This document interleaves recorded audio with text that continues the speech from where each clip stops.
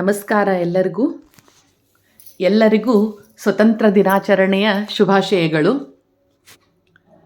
ಇವತ್ತು ನಾನು ನಮ್ಮ ದೇಶದ ಚಿಹ್ನೆಗಳಾದ ನವಿಲು ಹಾಗೂ ಕಮಲದ ಹೂವಿನ ಚಿತ್ರವನ್ನು ತೆಗೆದು ಒಂದು ರಂಗೋಲಿಯನ್ನು ತೆಗೆದ್ರಾತು ಅಂಥೇಳಿ ಇವತ್ತು ಈ ಚಿತ್ರವನ್ನು ತೆಗಿತಾ ಇದ್ದೀನಿ. ಈ ರಂಗೋಲಿಯನ್ನು ನಾನು ಬಿಡಿಸ್ತಾ ಇದ್ದೀನಿ. ಫಸ್ಟಿಗೆ ಏನು ಮಾಡಿದ್ದೀನಿ, ಒಂದು ರೌಂಡಪ್ ತೆಗೆದು ಪಿಕಾಗನ್ನು ಮಾಡಿ ಹಾಗೂ ಸೈಡಿಗೆ ಕಮಲದ ಹೂವಿನ ಡಿಸೈನನ್ನು ಮಾಡ್ತಾ ಬರ್ತಾ ಇದ್ದೀನಿ. ನವಿಲು ನಮ್ಮ ದೇಶದ ರಾಷ್ಟ್ರೀಯ ಪಕ್ಷಿ ಹಾಗೂ ಕಮಲದ ಹೂವು ನಮ್ಮ ದೇಶದ ರಾಷ್ಟ್ರೀಯ ಹೂವು. ಹೀಗಾಗಿ ಇವೆರಡನ್ನು ಯೂಸ್ ಮಾಡಿದ್ರಾಯ್ತು ಇವತ್ತ ಅಂತ ಹೇಳಿ ಇದು ರಂಗೋಲಿಯನ್ನು ಮಾಡ್ತಾ ಇದ್ದೀನಿ.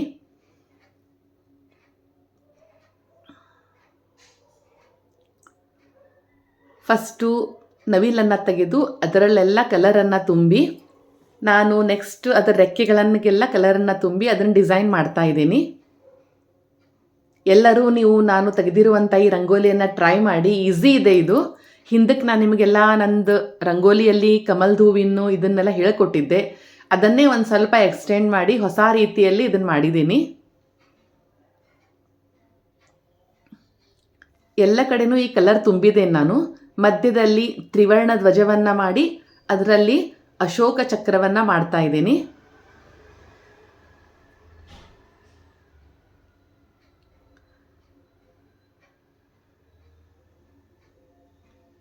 ನೋಡಿ ನಾನು ಯಾವ ರೀತಿ ಮಾಡ್ತಾ ಇದ್ದೀನಿ ಅಂತ ಹೇಳಿ.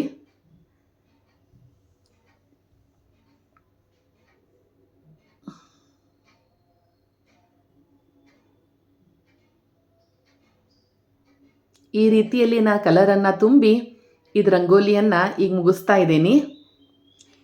ನಾನು ಇವತ್ತು ತೆಗೆದಿರುವಂಥ ರಂಗೋಲಿ ನಿಮಗೆಲ್ಲರಿಗೂ ಇಷ್ಟವಾದರೆ ನನ್ನ ಚಾನಲನ್ನು ಸಬ್ಸ್ಕ್ರೈಬ್ ಮಾಡಿ, ಶೇರ್ ಮಾಡಿ ಹಾಗೂ ಕಮೆಂಟ್ ಕೊಡಿ.